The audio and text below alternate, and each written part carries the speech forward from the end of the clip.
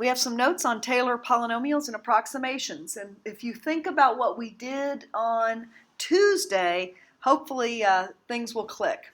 Polynomial functions can be used to approximate functions such as sine x, e to the x, and natural log x.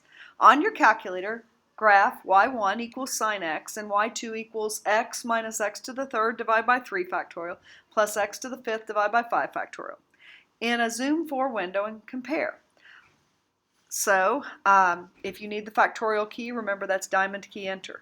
I have graphed that there, and if I do a zoom and 4, I don't want to zoom 4, zoom out, well, I want to zoom in, I bet. But if I do that, if I zoom in here, notice that for some time, for a small interval, that polynomial truly does approximate the sine function, which is kind of cool. So this is the definition of an nth degree Taylor polynomial. And we developed this last Tuesday. If f has n derivatives at x equals c, then the polynomial p sub n of x is equal to f of c plus f prime of c times x minus c to the 1 divided by 1 factorial plus f double prime of c divided by 2 factorial times x minus c to the second plus f triple prime of c times the quantity x minus c to the third divided by 3 factorial, all the way to that nth derivative evaluated at my center times x minus c to the n. It's called the nth Taylor polynomial for f at c, named after Brooke Taylor, an English mathematician. If c equals 0, we think about this, we won't have x minus 0, we'll just have those x and x squared x and all that type stuff. That's called an nth degree Maclaurin polynomial. So Maclaurin polynomials are centered at 0 and named after the English mathematician Colin Maclaurin. So for this first example, I'll do it. It states find the Maclaurin polynomial of n for n equal to 5 for f of x is equal to sine x. So Maclaurin polynomial means that we're centered at 0. Our center is 0.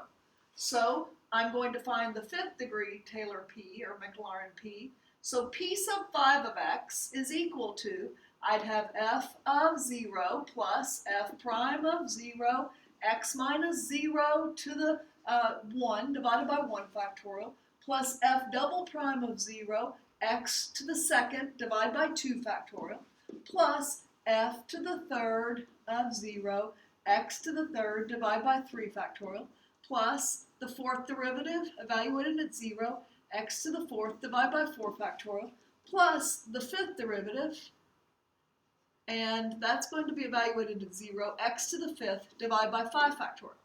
Now, if we think about sine x, f of x is equal to sine x, so f of 0 is equal to 0.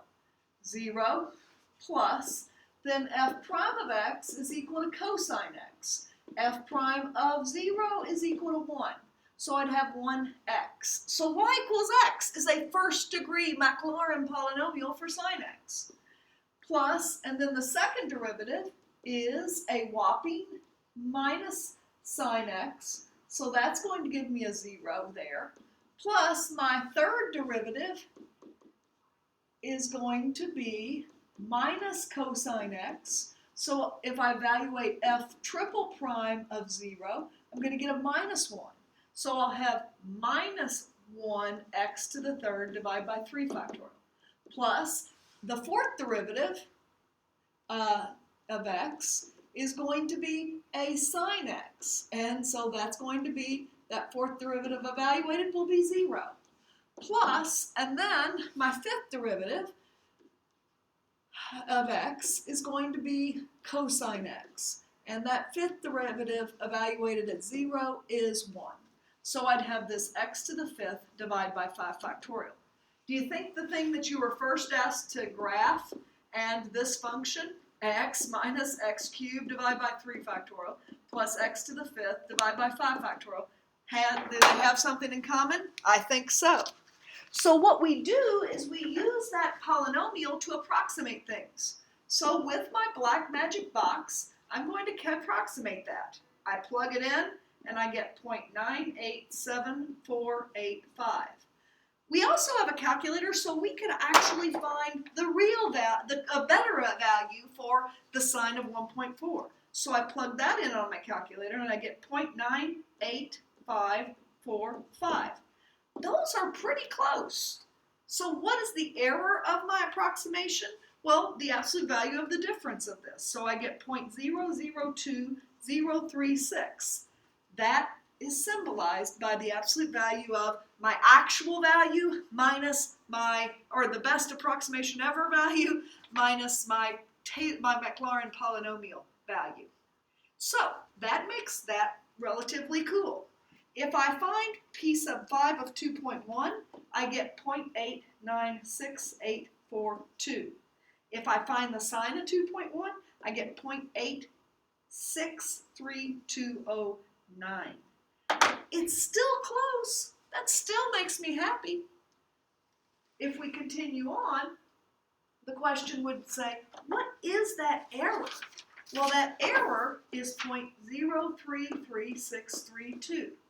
How does the error in the fifth degree Maclaurin approximation of 2.1 compare to the error in the fifth degree Maclaurin approximation at 1.2? This one is greater. Do you see how 2.1 is farther from the center? That's it. What do you think would happen if we used our polynomial to estimate sine of 2.7? We'd get an estimation, but it would not be the best.